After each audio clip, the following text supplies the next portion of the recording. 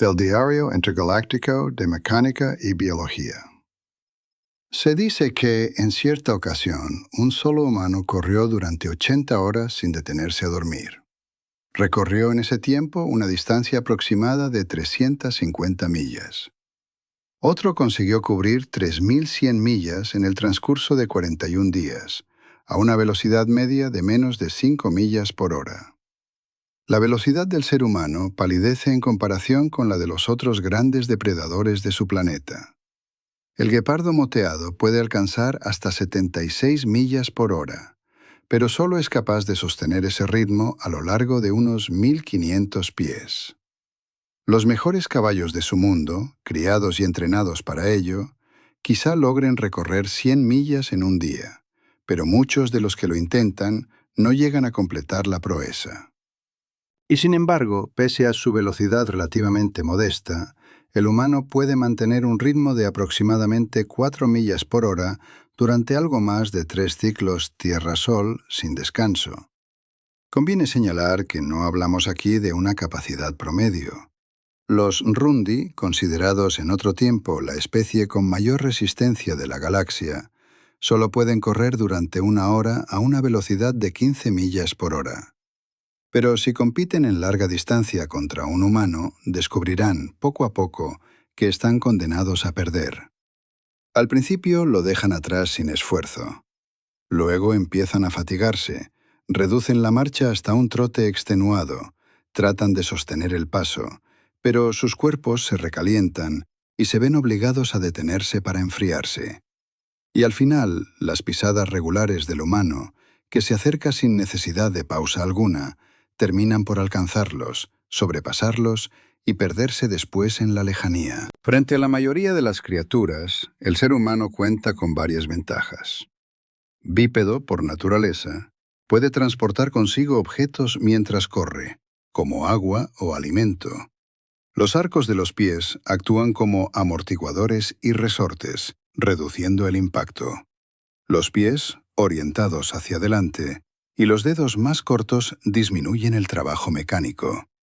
Tendones y ligamentos elásticos contribuyen al impulso. Una cintura estrecha y móvil permite el balanceo de los brazos durante la carrera, y un sentido muy desarrollado del equilibrio y del movimiento le permite avanzar en línea recta mientras mantiene la cabeza estable.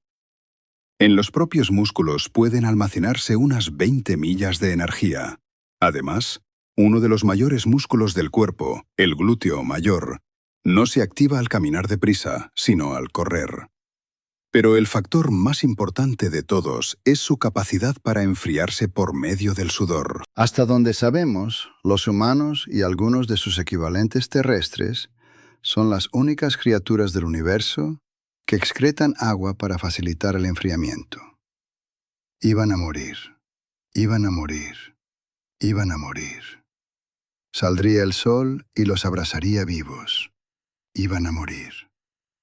Krell jamás había imaginado que su vida terminaría así, rodeado de aquellos extraños humanos en un planeta mortal de clase A, aguardando a que la estrella asomara por el horizonte y los tostara hasta dejarlos reducidos a un crujido reseco. Incluso los humanos que seguían en pie sobre la arena, a su alrededor, parecían apagados. Por lo general, aún en las peores situaciones, se las arreglaban para mostrarse animados, pero esto era distinto. Sabían que iban a morir. Iban a morir. El capitán Beer exhaló un suspiro. Sabía que no tendríamos que haber confiado en esa pequeña sabandija, murmuró mientras alzaba la vista al cielo, por donde el transporte ya había desaparecido, llevándose consigo la carga y a su taimado piloto Tesaraki, que probablemente, a aquellas alturas, se estaría riendo para sus adentros de la estupidez de aquellos humanos confiados y crédulos. La oscuridad del desierto nocturno era absoluta, aunque las estrellas sobre sus cabezas brillaban con una intensidad casi sobrecogedora. El capitán preguntó: «Krill, ¿a qué distancia estamos del refugio?» Krill trató de serenarse lo mejor que pudo, y empezó a calcular con una de sus 4 esferas córdicas. De pronto sintió que se hundía un poco más en la arena. No había esperanza. Y el campo magnético del planeta reducía su capacidad de comunicación a poco menos que nada. ¿Cuánto? 40 unidades. En millas, por favor. Estados Unidos todavía no ha adoptado el sistema métrico. Krill hizo una conversión rápida. 25 millas. Algo cambió de golpe en el grupo. Krill levantó la vista y se encontró con una escena desconcertante. Los humanos parecían casi esperanzados, mirándose unos a otros. El capitán sonrió.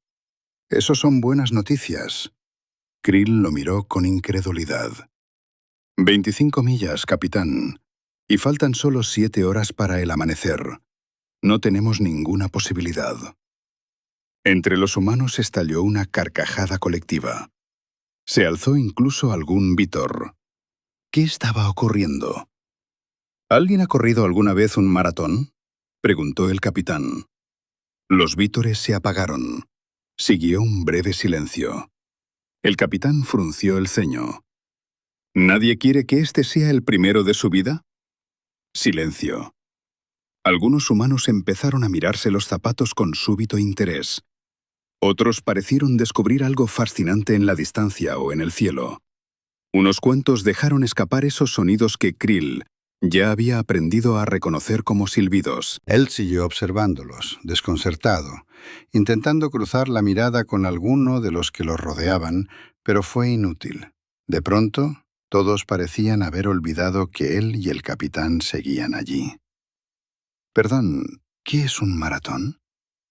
Una especie de tradición que tenemos, supuestamente tras la batalla final entre los atenienses y los persas. Un soldado ateniense corrió más de 25 millas hasta Atenas para anunciar la victoria, antes de morir.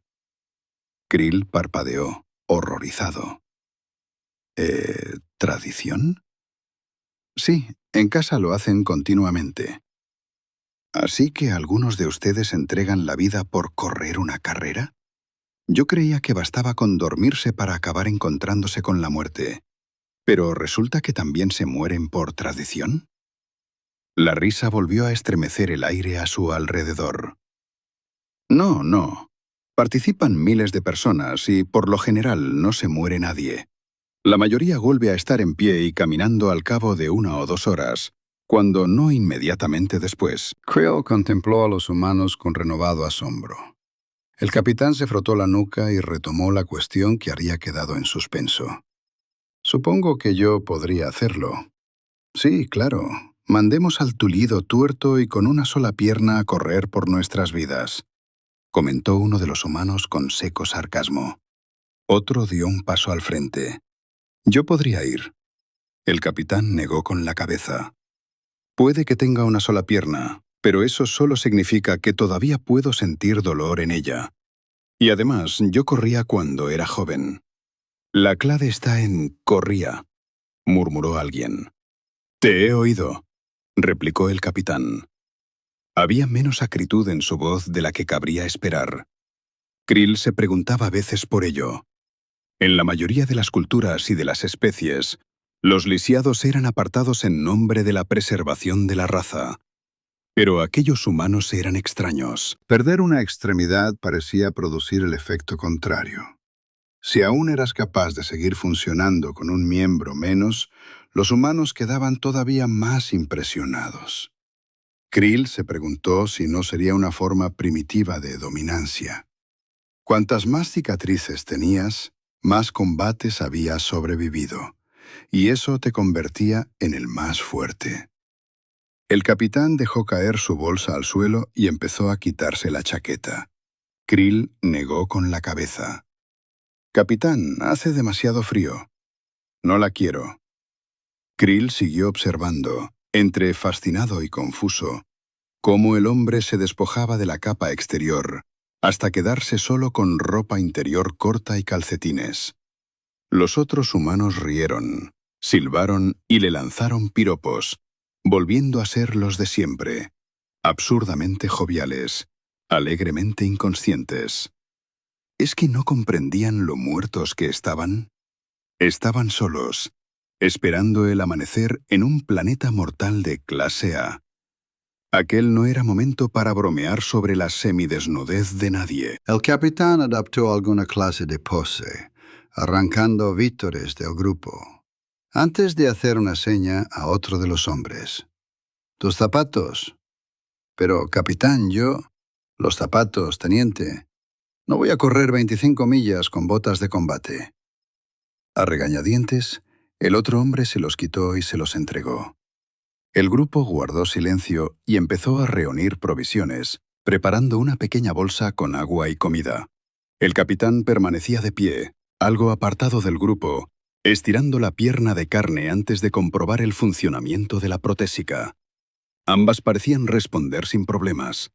Le castañeteaban los dientes y empezó a dar pequeños saltos en círculo. Aquel hombre se había vuelto realmente loco.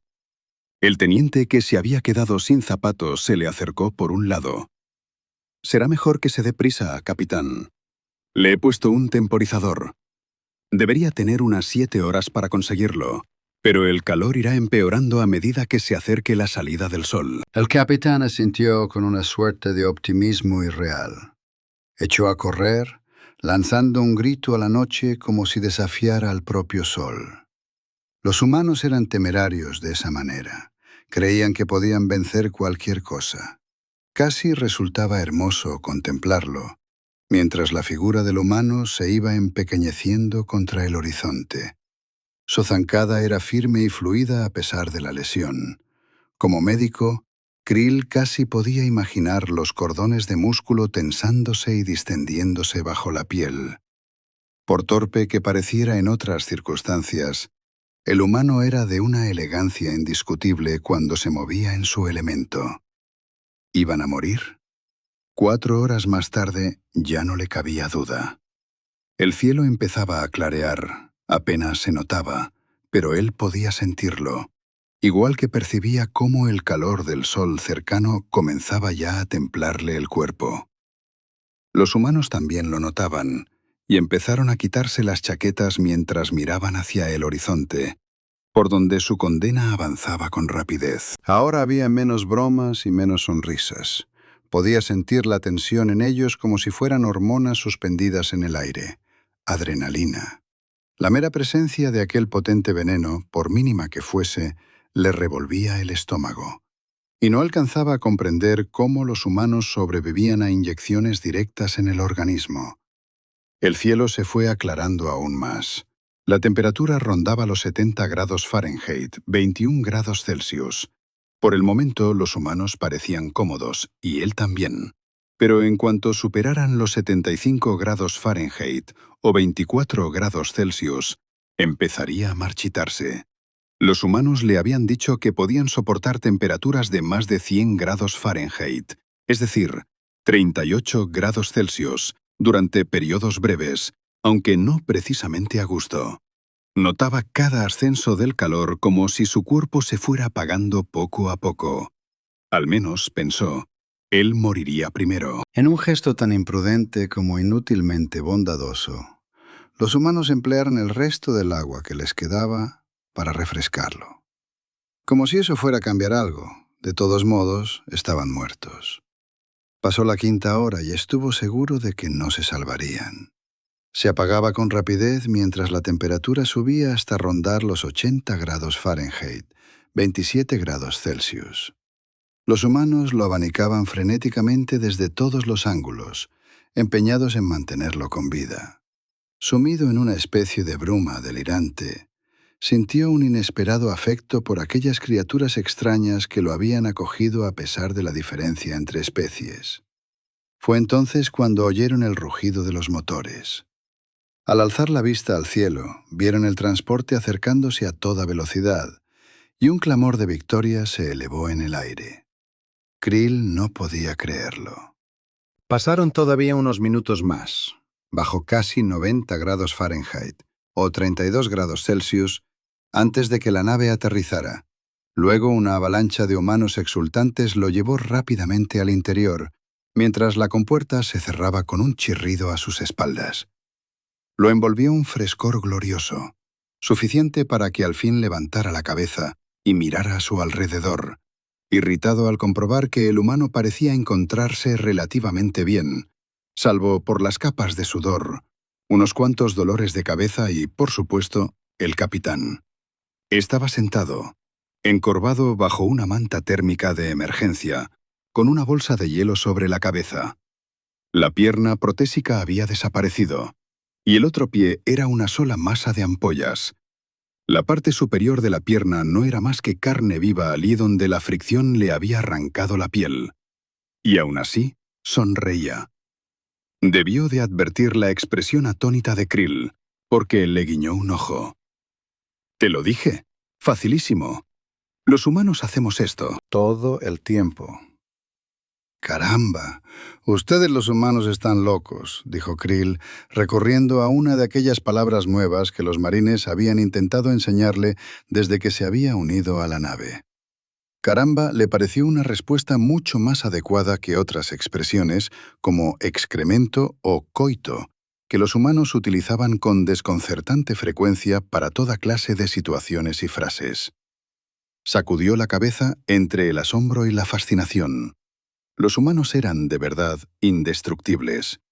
Claro que quizá no habría pensado lo mismo más tarde, de haber visto al capitán regresar cojeando lastimosamente a su habitación, chillar como una niña cuando el agua de la ducha le tocó la piel en carne viva, y después dejarse caer en la cama para dormir 13 horas seguidas. Esa parte quedaría muy convenientemente fuera de la historia. Una historia sobre un humano de una sola pierna y un solo ojo, que corrió 25 millas, 40 kilómetros, con poco menos que nada de ropa, bajo temperaturas de entre 40 y 90 grados Fahrenheit, o entre 5 y 32 grados Celsius, por un planeta mortal de clase A, en menos de 6 horas. Todo para salvar a su tripulación. Y así fue como, en efecto, no murieron.